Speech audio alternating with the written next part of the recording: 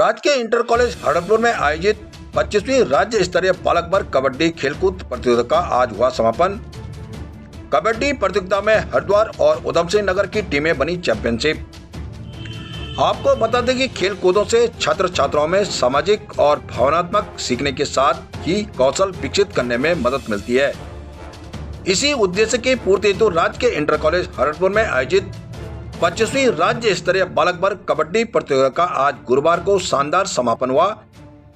इन 3 दिनों तक चले इस रोमांचक टूर्नामेंट में हरिद्वार और उधम सिंह नगर की टीमों ने अपना दमखम दिखाकर टूर्नामेंट ट्रॉफी पर अपना कब्जा जमाकर उत्तराखंड की खेल प्रतिभा का परचम लहराया। बता दें कि अंडर 17 का वर्ग फाइनल मुकाबला हरिद्वार और देहरादून के बीच हुआ, जिसमें हरिद्वार की नन्ही प्रतिभाओं ने शानदार प्रदर्शन कर खिताब अपने नाम किया।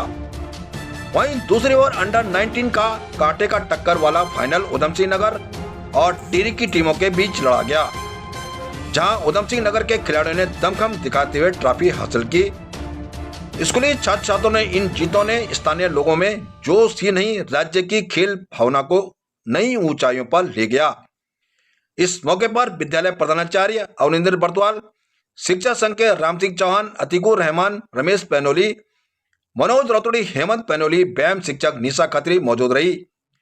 आइए सुनते आज खेलकूद टूर्नामेंट समापन मौके पर विद्यालय प्रधानाचार्य ने क्या कहा, सुनिए उन्हीं की जुबानी।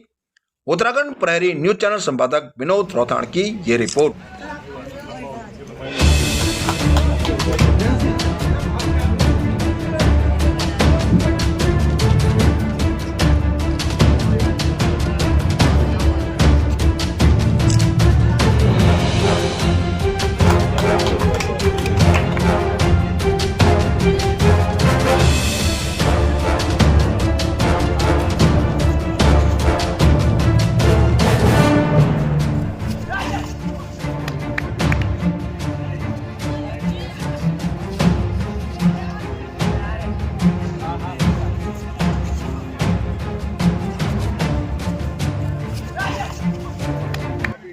विद्यालय को ये चैलेंज मिला था कि हमें राज्य स्तरीय कबड्डी करानी है, तो एक चुनौती का ये हमारे उत्तराखंड से हमें जिम्मेदारी मिली थी। इसको हमने और हमारे यहाँ के जो संयोजक हमारे प्रधानाचार्य श्री रवनींद्र बर्तवाल जी का जो एक सकारात्मक विजन होता है, वो उस हिसाब मतलब उनका बहुत अच्छा हो रहता है। उनके पीछे हमारी पूरी विद्यालय परिवार है, तो हम उनके निर्देशानुसार जो भी कार्य करते हैं। और आज देखिए हमारा कबड्डी का हमने सभी जो हमारे व्यायाम शिक्षक दिन रात लगे हुए थे और जो प्रत्यक्ष रूप से अप्रत्यक्ष रूप से हमारे सहयोगी बने और इस कबड्डी के खेल को और आज इस आयोजन को हमने चुनौतीपूर्ण निभाया भी, और इसका आज बेहतरीन शानदार ढंग से हमने इसका समापन भी कर। में कोई भी कार्य अगर किसी भी स्तर पर कोई प्रतियोगिता की जाती है, चाहे वो जनपद स्तरीय हो या ब्लॉक स्तरीय, उसमें चुनौतियां तो निश्चित रूप से होती हैं।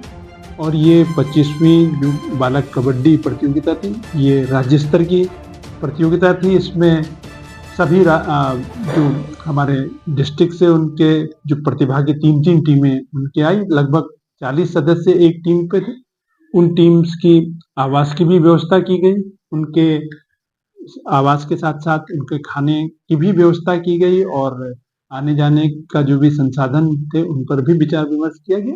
तो वास्तव में एक बड़े लेवल पर जब कार्य किया जाता है तो एक प्लानिंग के तहत उसको करना होता है, जिसमें हमने पूरा अपना इसके लिए हमने समितियों का गठन किया और उन समितियों की मदद से हम इस कार्य को सफलतापूर्वक करने में सफल रहे। ये आपका सवाल बहुत अच्छा है। ये प्रतियोगिता जो हमने हरबटपुर में कराई, तो मुख्य उद्देश्य मेरा यही था कि जो कबड्डी जो प्रतियोगिता है, कबड्डी का जो खेल है, वो ग्रामीण स्तर पर बहुत ही प्रचलित है।